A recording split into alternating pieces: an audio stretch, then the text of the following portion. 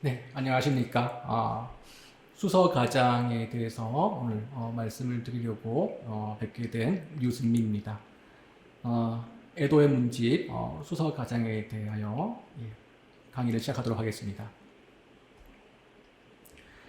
이 문집 이름은 수서 가장이며 동생이 먼저 사망한 형을 위해서 애도하는 마음으로 만든 문집입니다. 이 문집에 대해서 저는 세 가지 점에서 말씀을 드리려고 합니다. 첫 번째는 이 문집 수서 가장에 대한 일반적인 사항에 대해서 말씀을 드리고, 두 번째는 이 문집의 주인이죠. 비운의 선비 이 창좌에 대해서 말씀을 올리도록 하겠습니다. 그리고 세 번째는 총결하고 정리하는 내용으로서 애도와 기억이라는 키워드로 마무리를 하도록 하겠습니다. 먼저 수서 가장에 대해서 일반적인 이 형태와 구성에 대해서 말씀을 드리도록 하겠습니다. 보시는 것 같이 이 수서 가장은 두 책으로 이루어져 있고요. 하나의 한 질로 되어 있는 완질입니다. 먼저 그 첫 번째 책을 건책으로 명명을 했고, 두 번째는 곤책으로 해서 건곤 이 책 한 질짜리 이 문집입니다.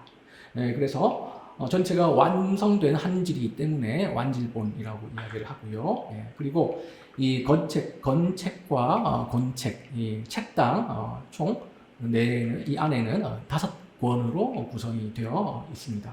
그러므로 총 10권, 2책, 그리고 한 질로 이루어진 문집이 수서 가장입니다.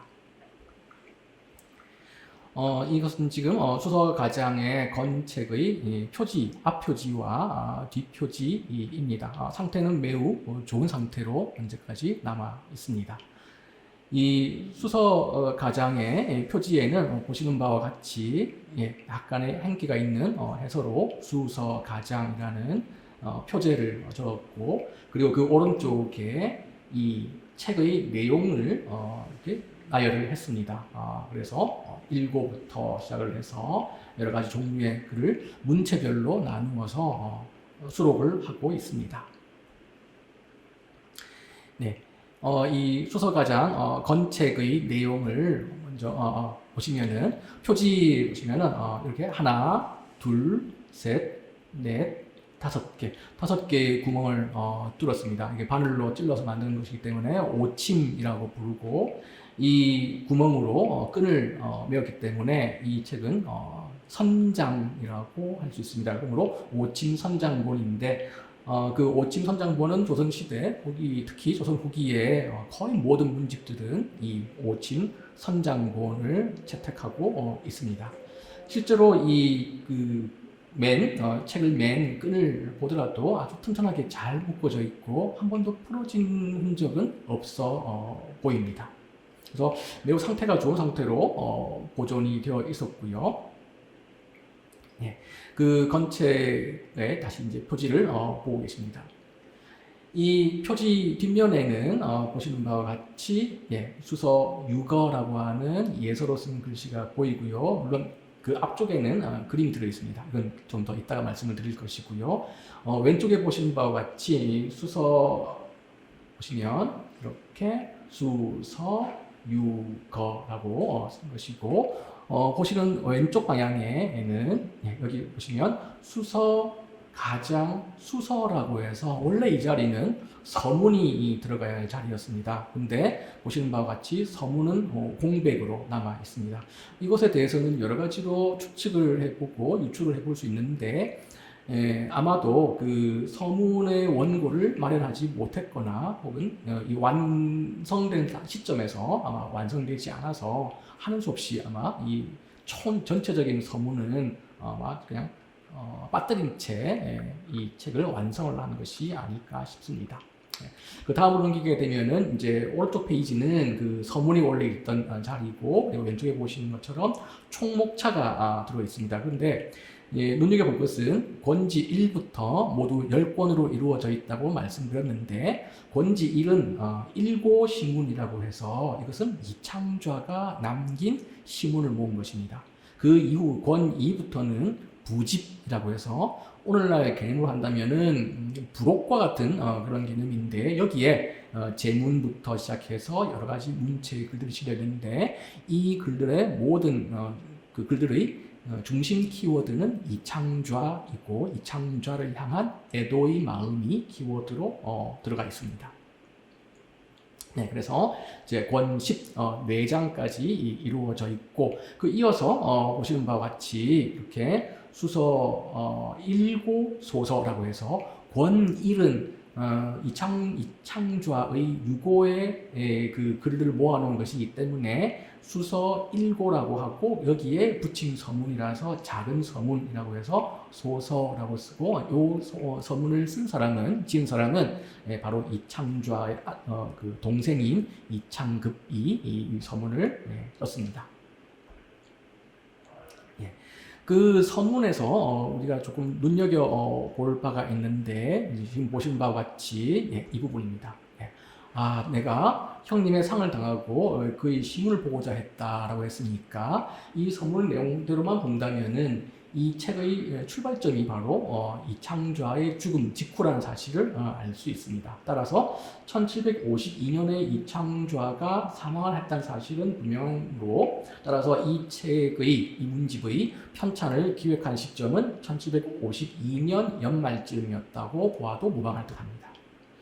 그리고 그 서문이 끝날 부분에 보시면은 이제 관지가 나오는데 간기가 나옵니다. 이처럼 강어 적분약이라고 이렇게 했는데 이것은 정축년을 가리킵니다. 그래서 강어가 정이고 적분약이 축이기 때문에 정축년임을 알 수 있고 이게 서양 기원으로는 1757년입니다.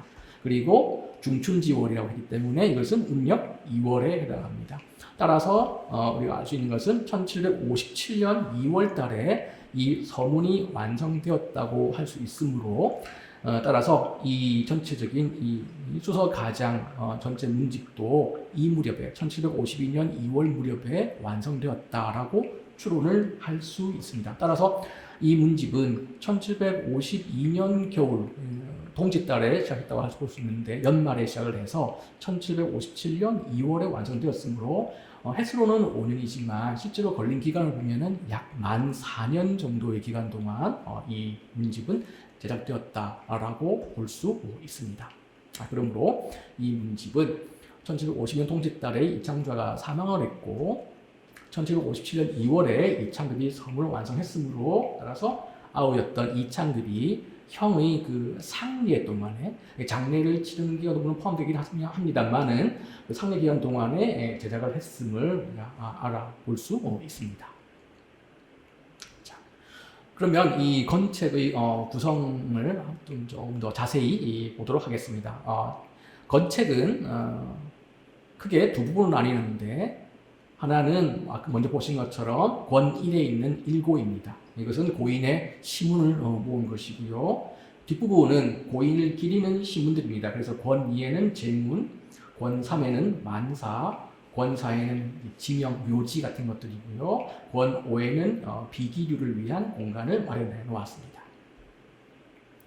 그러므로 이 권책 권 1에 있는 그 시문들을 살펴볼 수가 있는데 이창좌가 지은 시문은 시와 문장이 있는데 시가 총 51수 그리고 문장은 2수 이렇게 모아져 있습니다. 따라서 모두 합치면 53수 정도의 분량입니다. 그러니까 많다고는 결코 할 수 없는 아주 소량이라고 할 수 있는 그런 양입니다만은 이것들을 이창급은 이 형의 이 나머지 시문들을 모아서 아주 보시다시피 절구, 율시, 배율, 고체, 과체, 잡체라고 일구라고 해서 이렇게 유형별로 장르별로 다 구분을 해서 분류를 했고 그것들을 정성껏 자신이 그 해석을 달기도 하고 주석을 달아서 수록을 했습니다.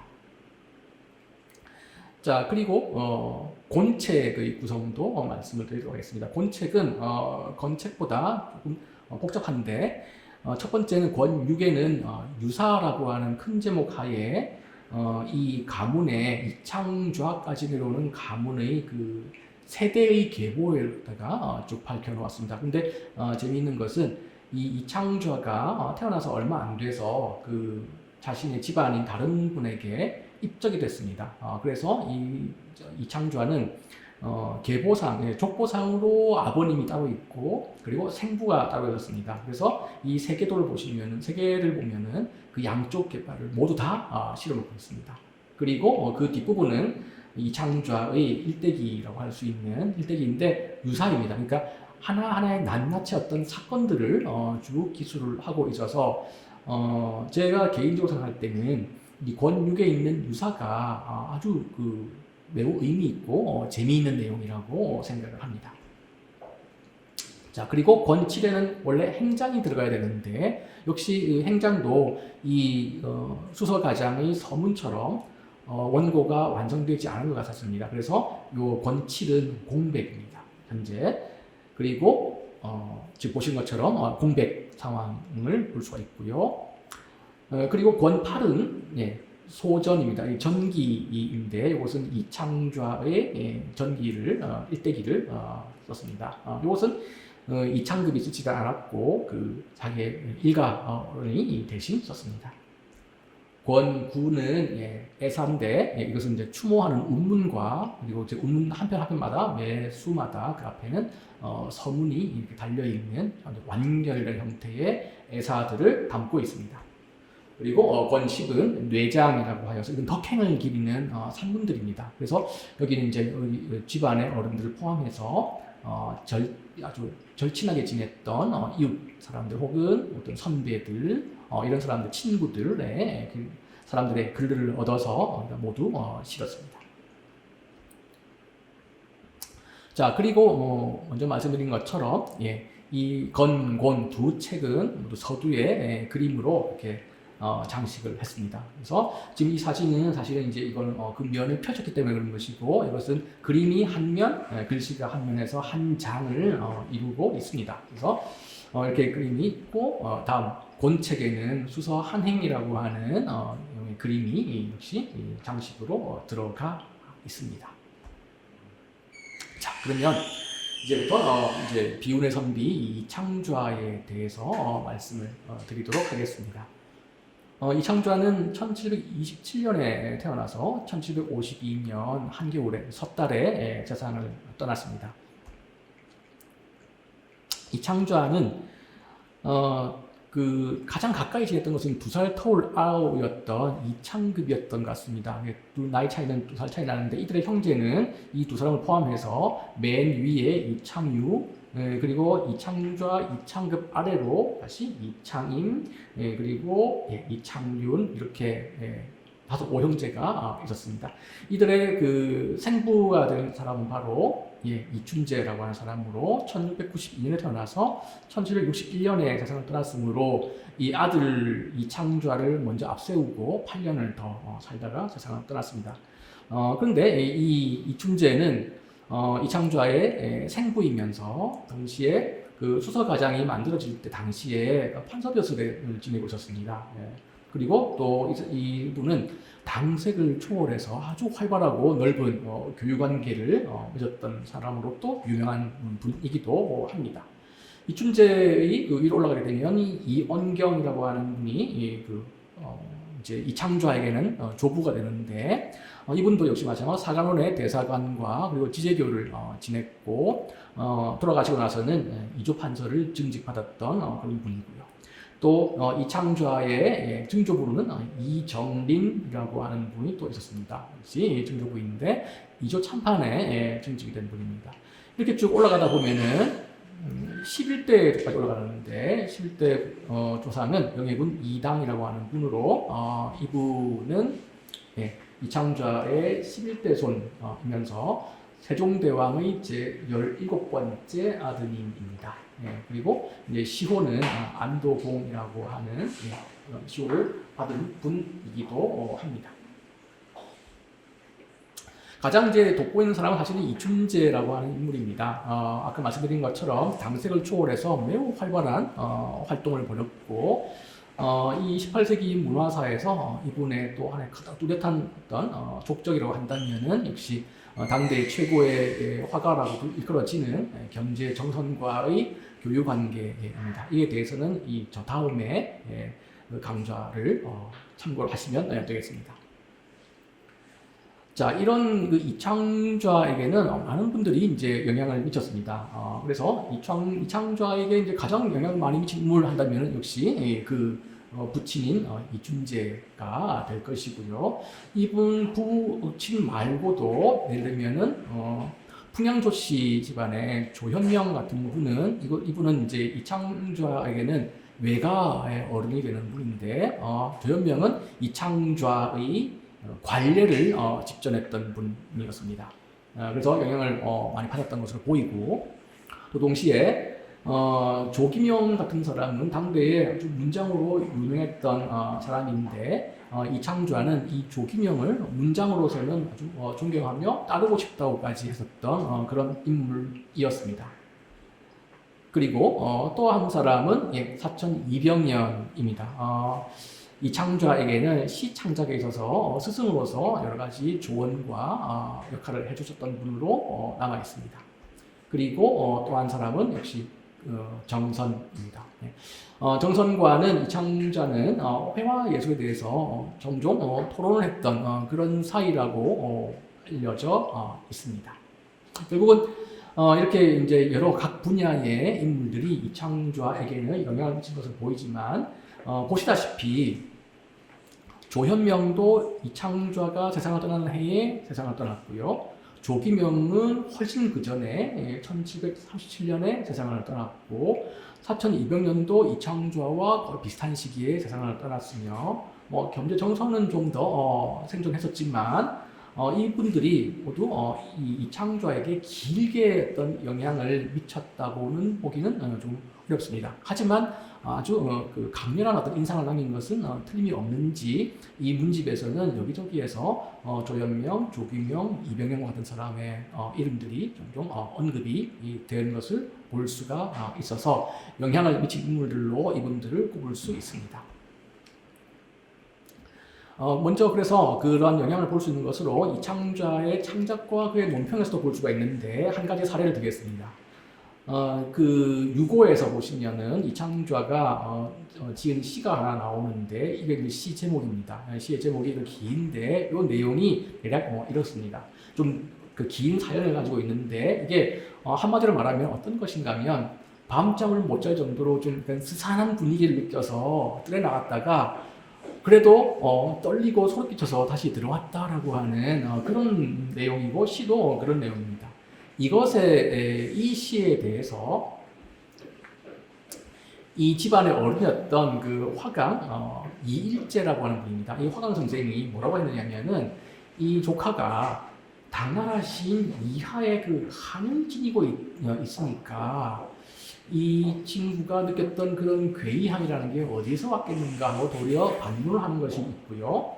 또 동시에 이 노란색을 보시면은 이 이창좌가 자기 스스로가 메모를 남겨놓기도 했는데 그 옆에 이렇게 보면은 흑자 대신에 이렇게 다른 글자 쓰면 어떨까, 구자 쓰면 어떨까라든지 등등의 간자 대신에 시자 쓰면 어땠을까라든지 제자 대신에 행이어 쓰면 어땠을까라든지 감자 대신에 능자 쓰면 어땠을까라든지 하는 여러 가지 그 하나를 지어놓고 몇 번이고 다시 읽으면서 고민했던 내용을 담고 있습니다.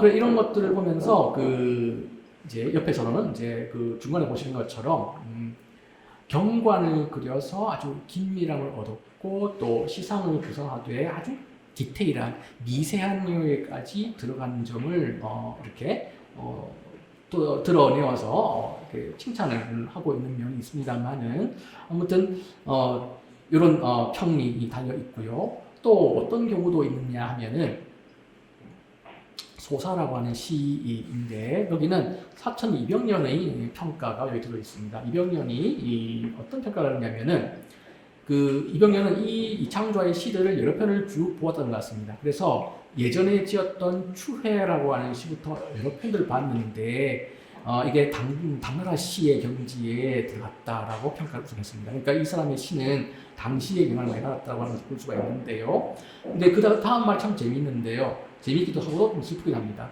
젊은이가 어찌해서 이렇게 맹교나 가도에 쓸쓸하고 수척한 시를 좋아할까라고 한 말이 있었습니다. 아마 이 문집을 편집한 아우 이창급의 입장에서는 이런 말들 하나하나가 아주 기억에, 뇌리에 깊이 남아서 이 형의 그 문집에다가 이 말을 꼭 집어 넣었던 것 같습니다. 그런 이창좌의 사람됨을 우리가 볼 수 있는 것이 있는데, 한마디로 말하면 이 사람은 첫 번째로는 선비다움이 있습니다. 예를 들면 그가 이런 적이 있었습니다. 이제 아마 친하게 지냈던 누가 하급 관료 누군가가 가져와서 이제 음식을 갖다 바친 모양입니다. 형님하고 같이 있었는데 형님이 이제 애써 가져왔으니까 우리가 이제 들자 먹자라고 하니 이창좌가 아주 원리적인 이야기를 합니다. 이런 음식을 가지고 와야 되겠다라고 하는 생각을 저 사람이 가진 것 자체가 우리한테 수치입니다. 그러니까 이 말은 하다면은 이창좌는 매우 원리주의적인 그 선비의식, 그러니까 청렴함이라고 하는 데서 아주 강박적인 그런 의식을 가졌던 사람까지도 우리가 해석을 할 수 있는 면이 있는데, 이런 면이 이 사람에게는 분명하게 있었던 것 같습니다. 또 그런가 하면 어떤 주제, 어떤 사안에 대해서 매우 몰두하고 깊이 파고드는 그런 경향의 사람이기도 했었습니다. 역시 이것도 유사의 그런 일화가 전해 오고 있는데, 예를 들면은 이제 좌우에 책을 막 쌓아놓고 몰두해서 그 책들을 읽고 연구하고 했답니다. 그래서 그 집안에 오가는 사람들이 아예 이 집안에는 둘째 도련님이 있다는 사실조차도 몰랐다고 합니다. 저분이 누구냐, 둘째 아드님입니다. 이 댁에 둘째 저런 아드님이 있었느냐 몰랐다라고 할 정도였었습니다.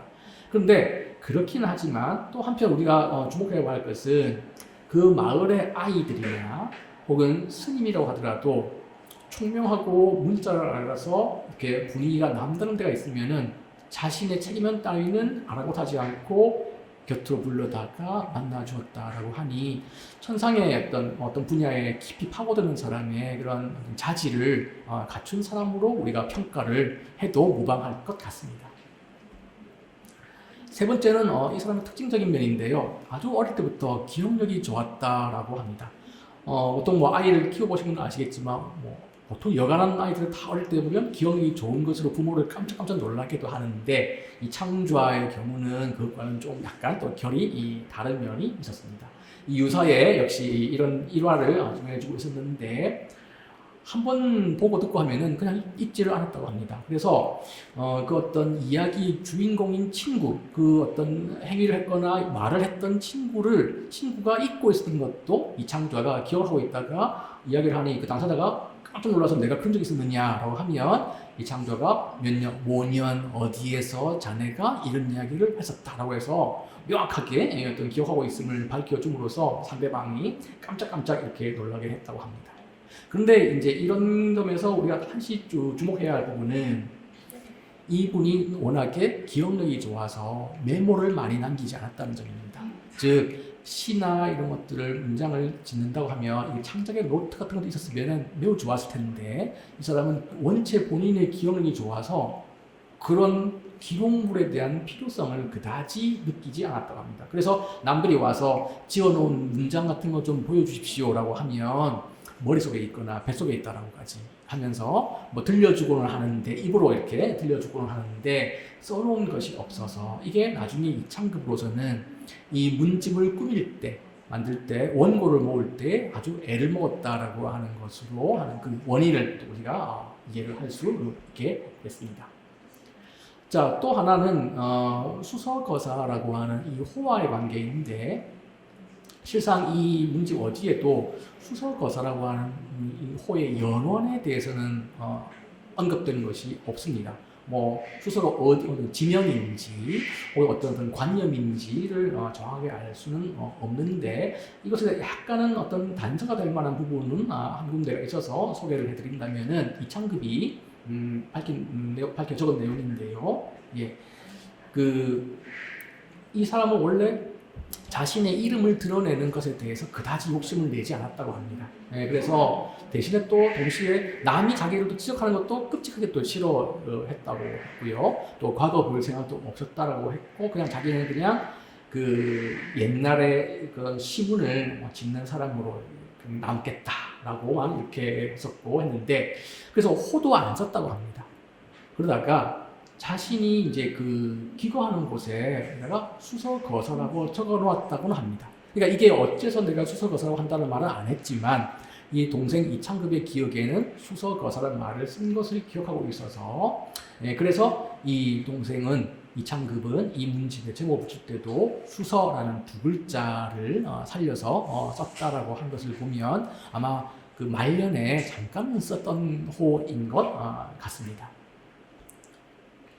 그와 함께 말년의 취미로서는 이 사람 역시 이제 그림에 대단히 관심이 많았던 것 같습니다. 이건 이 문집에서도 아주 주목받는 부분이기도 한데요. 말년에 그림을 좋아해서 겸재 정선과 함께 산수화에 대해서 토론을 많이 했다고 합니다. 그래서 그림은 잘 몰랐지만 아주 그 중간중간에 깜짝깜짝 놀랄 만큼의 탁월한 그런 견해가 있었다고도 합니다. 그래서 대신에 어떤 그 옛날 시구절에서 어떤 경관의 이미지를 끌어내어서 그런 이미지를 가지고 어떤 그림으로 옮겨보면 어떻겠느냐라고 정선과 많은 이야기를 나눴던 것 같습니다. 그래서 이제 이 사람은 주로 이제 그 그림의 운치에 그 어떤 뭐랄까요, 초점을 맞추어서 그림을 감상을 하려고 했다고도 우리가 해석을 할 수가 있습니다. 동시에 이제 이런 전력이 있어서 그런지 정선은 그가 병을 앓고 있을 때 삼각창취라고 하는 제목의 그림까지 그려서 보내준 적이 있다고도 이 유사의 기록에 의하면은 우리가 확인할 수가 있습니다. 이제 거기에 본인이 발문을 달고 싶어 했는데 그걸 이루지 못하고 이제 세상을 떠났으니 아마 세상 떠나기 거의 직전에 그림이 가지 않았나고 추측을 해봅니다. 자, 그래서 이 사람은 이 창주와는 두 가지 면모를 가지고 있다고 할 수가 있는데, 하나는 독서인과 또 하나는 산수를 사랑하는 산수인입니다.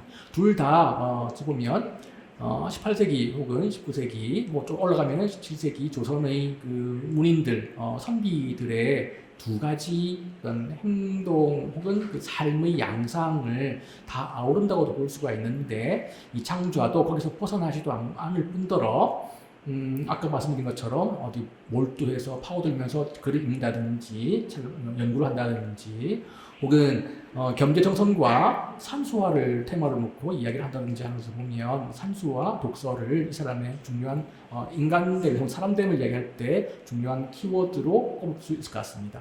그래서인지 동생 이창급은 정선에게 이 형님에 대해서 드러내기 위해서 형님을 설명하기 위한 두 가지 모티프로서 첫 번째는 독서하는 모습, 그래서 육어를 이야기를 했고, 또 하나가 산수간의 자연을 즐기는 모습으로서의 형님이라고 규정을 했기 때문에 한행, 이렇게 산수를 거니는 이 모습을 담아달라고 부탁을 특별하게 했던 것으로 저는 이해를 했습니다. 그래서 이 창좌는 이제 이 두 가지 키워드로 우리가 설명을 할 수 있지 않을까, 그렇게 생각을 합니다. 자, 그래서 이 문집 수서 가장이라는 문집은 결국은 두 키워드, 다시 키워드 두 개인데, 애도 그 짧은 삶과 너무 이른 죽음에 대한 죽음을 맞이한 젊은 사대부에 관한 애도하는 마음, 그리고 그의 존재를 자신들의 기억에서 잃어버리지 않으려고 하는 남은 사람들의 책임감과 동시에 그 고인에 대한 사랑, 이 두 가지가 다 얽혀 있는 것이 이 수서가장인 것 같습니다.